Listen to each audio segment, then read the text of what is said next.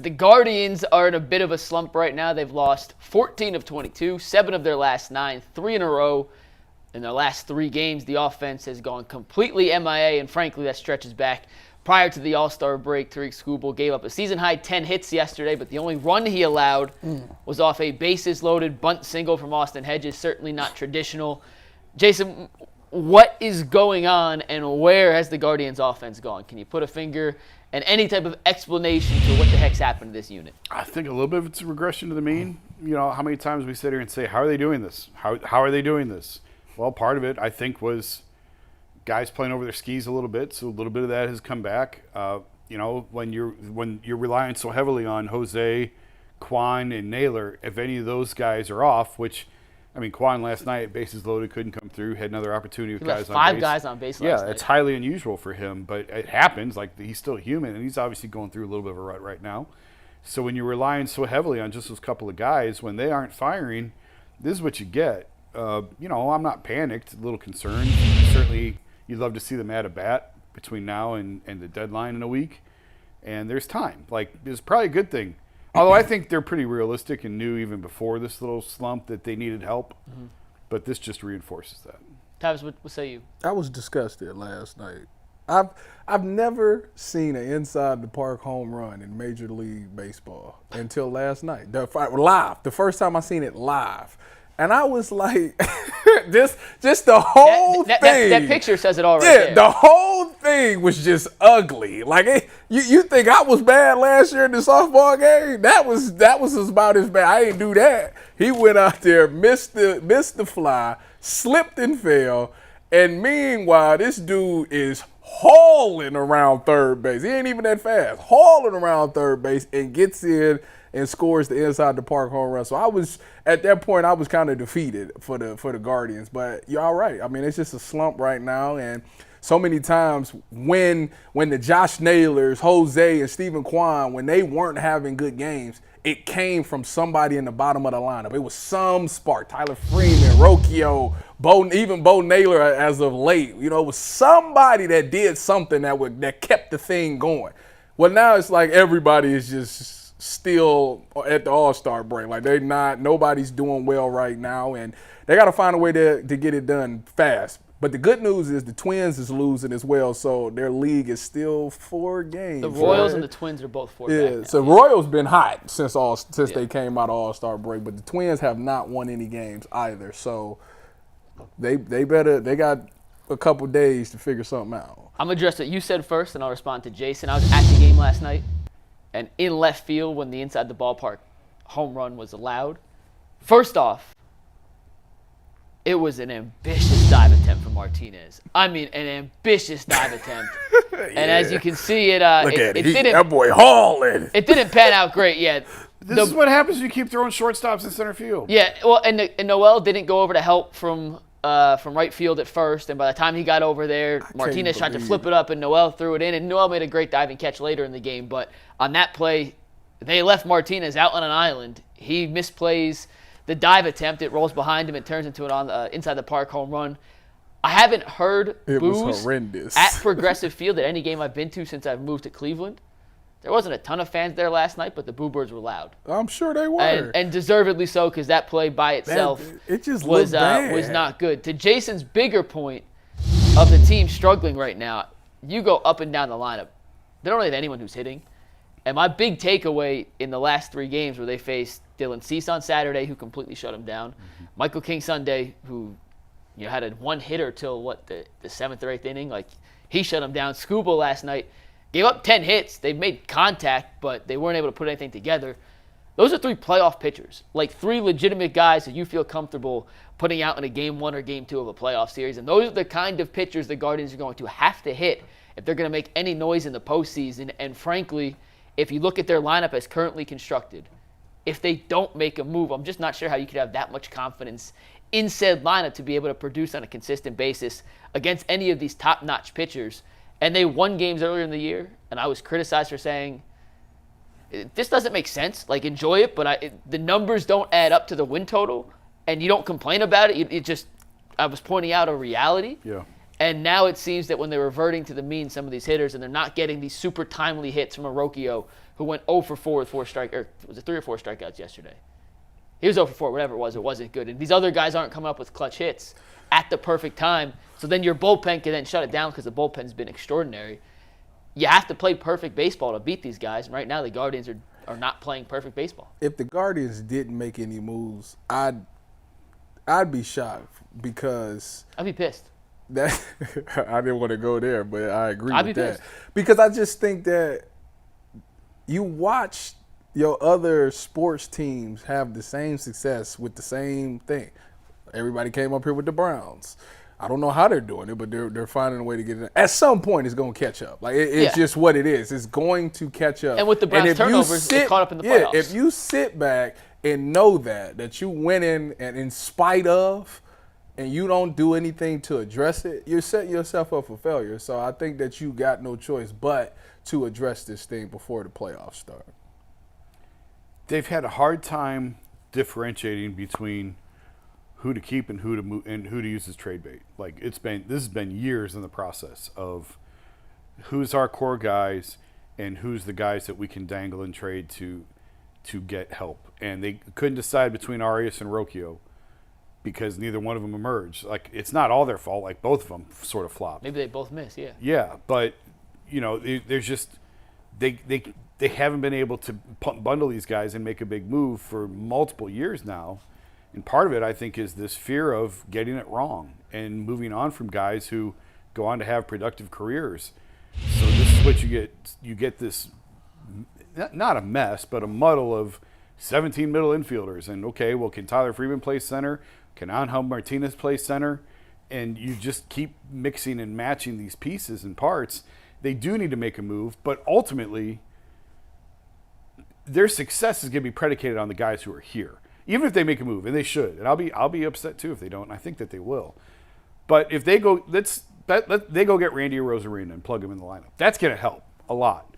They're still going to need somebody from the Noel, Martinez, Schneemann. Someone like they're not going to trade for 3 or 4 bats. You're still most of what happens this season is going to be determined by the guys who are here right now. Doesn't mean you don't make a move. Of course, you go out and you reinforce what you have. But let's be realistic about this. The postseason is going to rely on Gavin Williams and Tanner Bybee, and if one of those goes down, God help us all. Yeah. And whatever pitcher they go out and get can help, but those are the guys you're going to be relying on. And I hope they get a bullpen arm. I've said that for weeks. I hope they go out and get a bullpen arm. As good as the bullpen has been, go get another one. But for the most part, it's going to be reliant on Emmanuel Clase and Cade Smith and Hunter Gaddis, the guys who are already here. So as much as they need help, they also need this core unit of guys here right now to emerge and play a little bit better. And I want to see Manzardo added back into the fold. I know his first stint up wasn't great, but right now you have about 37, and I'm exaggerating, but you have about 37 middle infielders on the current 26-man roster. It feels like everyone they have is a middle infielder. And if you're going to mix and match all those guys, you might as well call Manzardo back up and see if he could have more success in his second stint in the majors. Gives you a little more flexibility. And frankly, you have so many middle infielders. You could send Rocchio down to AAA. He would be my choice to send down, and not lose your utility man because you have Schneemann, Martinez, and Freeman still in the lineup. And let's wait and see what happens today. I was doing radio this morning. We had Zach Meisel on, and Zach said Rocchio was packing his things last night. Had a box out and was putting some cologne and some personal items in it, which tends to believe that he might be headed to Columbus. So we'll wait and see if there's a roster move available today. Come on down and get right, man. My boy McKenzie's still trying to figure it out. So he had 7 walks over the weekend. Yeah, come on. It's not going well. Yeah, come on down. I have a question for you guys, and you alluded to this earlier, Jason, that this may be an eye-opening stretch for the Guardians front office to say, hey, some of these guys we were banking on being productive. I think they already knew they needed help. But go ahead. Just more. Yeah. Hey, it's out in the open. Like the David Fry experiment in the first 3 months, you may have had your skepticism that is it fully sustainable, but when he's hitting like he is, you don't touch it. Right. And now you're seeing some of these guys regress to whether it's the mean, whether it's just a slump, whatever. You said you think it may make them more aggressive because now they have more data points to kind of look at, pick and choose who can, who can't play, who can be in a postseason lineup, who can't be, who can pitch in a playoff game, et cetera, et cetera. Do you think there's any chance that the reverse is actually happening, where the front office may be looking at the situation and saying, maybe we're not as close to competing at a championship level as we thought 6 weeks ago or 2 months ago, and if we're not as close, this is not the right time to push all our chips on the table. I hope that's not the case. I hope so. I'm just asking the question. I can see how you can come up with that, though. But like, you owe it to the fans and the players. Like, you can't not do it. Like 1,000,000% absolutely not will they have that react. They're one game off the best record in the American League. They're one in the win total. They're one win behind Baltimore and I think the Yankees at 60. Yeah, they both have 60. And the Guardians have 59. At no point can you look at the last 2 weeks and say, well, never mind, nothing to see here. Closing up shop, we'll see you in 2025. That will not happen. This is totally different from last year. Last year, at no point did it feel to me like it was a contending team. It just, the numbers, you could maybe make a case, so if you squinted hard enough that they could make a run at one of those wild card spots. But at no point did it truly feel like a team that could make noise in the postseason. Did it feel like a contender? This is different. This year does feel like that team because the bullpen is so strong, because Jose is in his prime. Josh Naylor's playing, having a great year, maybe not playing well in this moment, but having a great year. There is enough here that if you supplement it, and again, the bulk of the work has to come from the guys who are here. But if you supplement it with one piece here, one hitter and one arm, whether it's a starter or reliever, I don't care.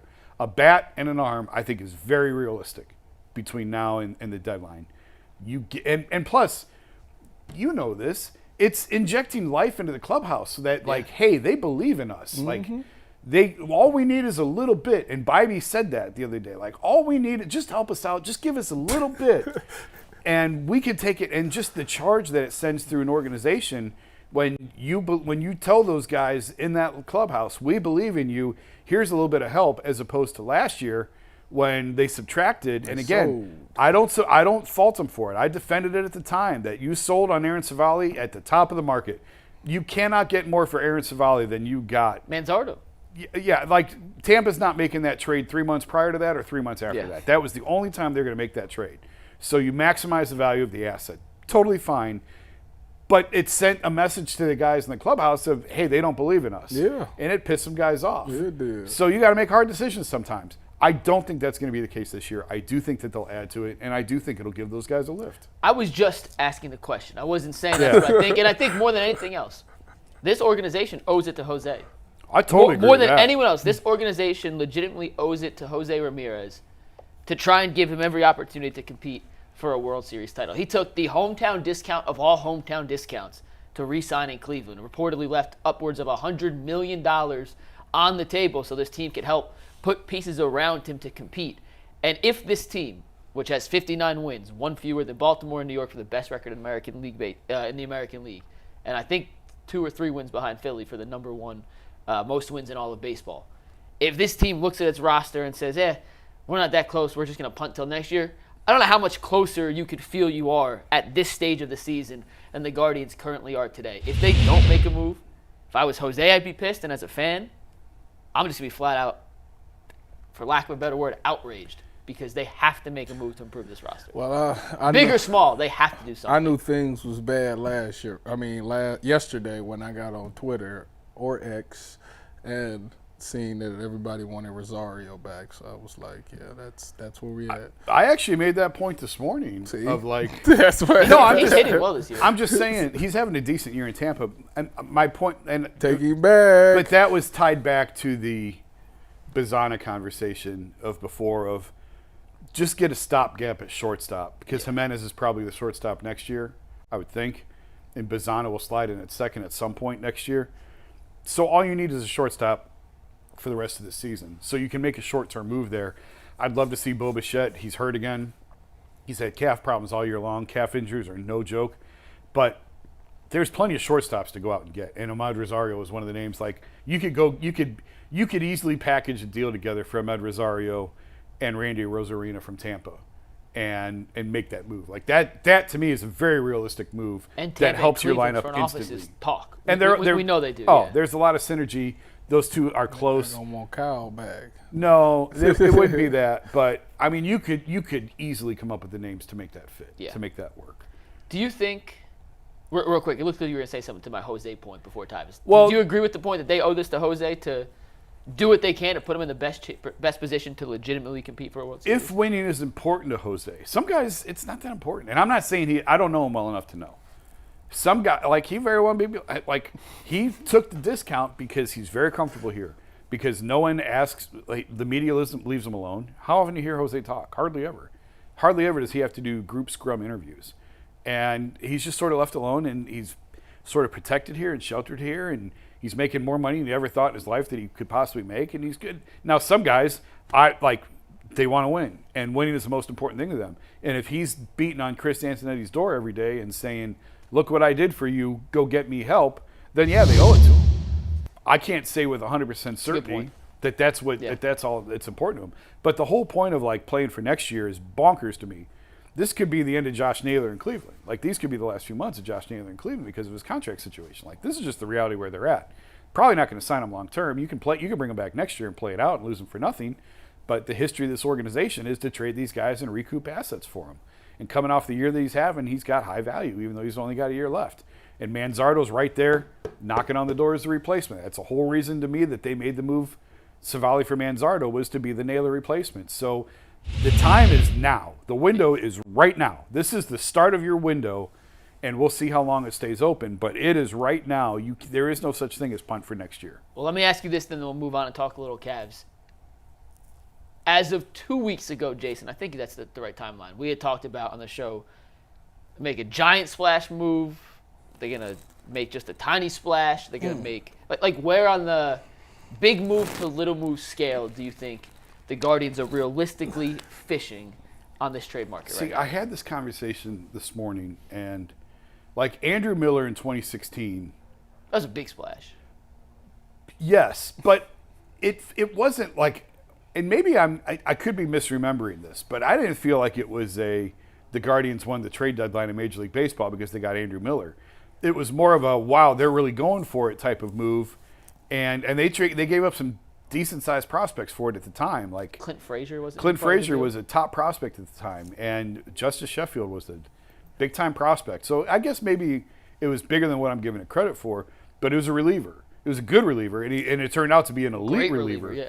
But I think the trade paid more dividends than people realized within that moment. And that's why, like, I think, listen, they're not going to get Tarek Skubal. They're not going to get Garrett Crochet. You know, they're not going to get one of these top of the rotation type arms, I don't think.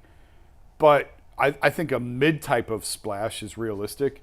Eric Fetty from the White Sox makes a ton of sense. The problem is a lot of the pitchers that are available are within their division. And we'll see how the teams like the Tigers with Jack Flaherty, the White Sox with Fetty, how they feel about dealing within the division. A guy like James Paxton just became available. I'm higher on Paxton than most. He's been knocked around his last 3 or 4 starts. Might as well said the advanced metrics on him are terrible. But you still do it. It's going to cost you nothing. He's got a base salary of about $2 million this year. It's not going to cost you a lot in prospect. To me, it's worth it to take a look at the guy. And given the way that this organization can mold pitching, look what they got out of Carrasco this year when he was left for dead. You know, I just think it's worth taking a look at the guy for what it would cost you. Now, if it's a significant prospect, you know, obviously maybe not. But if you can get him for a guy who you in your system at ranked 30th or something like that, take a shot at him and see. See what you can get. So there's arms to go get. I like Kirby Yates from Texas, from the Rangers closer. He's having a phenomenal year. There's 100 of those guys that you can look at and go get. So I do think that there's moves that they can make. It just may not be headline grabbers of winning the trade deadline necessarily. That makes sense. Do you think, and then we'll wrap up with this, because there's so many teams that have pitching needs at the deadline, the prices will be inflated on everybody. But to the extent that a guy that should be in play for the Guardians is now, well, I'm using Eric Fetty example, and I'm not saying this, but all right, there's 7 teams interested in Fetty. We think he's worth a 25 to 30 ranked prospect in the system, but because there's so much competition, the bidding war has him between a 15 and 20 ranked prospect, so we're out. I mean, could that realistically happen? Absolutely. And Fetty may fetch you a top 10. Look at Fetty is Savali of last year. You know, Aaron Savali had a great few months last year, also had some injury concerns, had a great couple of months. His numbers look good, and the Guardians cashed on it with one of the best prospects in the Tampa system. I mean, Manzardo was a top 2 to 3 prospect last year. He was a top 100 guy in the league, not just for sure. Yeah. I mean, Caminero was their number 1 prospect. Manzardo at the time. I think he was 3 behind Bradley, the pitcher. Taj Bradley, yeah, okay. So he's a top 2 to 3 guy. All right, do you want to give that up for Fetty? Who's the top 3 for the guards right now? Because you can't trade I mean, Chase DeLauder, number 1. Manzardo would be 2. Velasquez 3. Maybe. So, like, would you trade Velasquez for Fetty? Like, that seems like a price way too high. Which is why, again, you go back to if you can get Paxton, if you can, and Zach, I talked to him this morning. He's like, you got to aim higher than that. Okay. The guy that they just signed, the lefty. Matt Boyd. Yes, Matt Boyd. Like, you need to get this to October. And then I think your bullpen and your top 3 arms can carry you the rest of the way. You just have to get it to that point, and that means getting another reliever too. But also, you do have to guard against. I mean, if Tanner Bybee went down right now, yeah. Why would you even? I'm just saying they're sort of operating without a net right now. Their margin for error is so thin, particularly with the starting rotation. And yes, the prices are going to be exorbitant. We saw that again last year with Savali for Manzardo. This year's going to be much the same. And Baltimore, to me, Baltimore is going to drive everything. They've got the best farm system. They've got ready-made guys to plug and play right now, and they need pitching.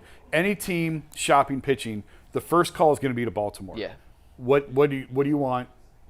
What can we get for pitcher X? And everything is going to flow through Baltimore.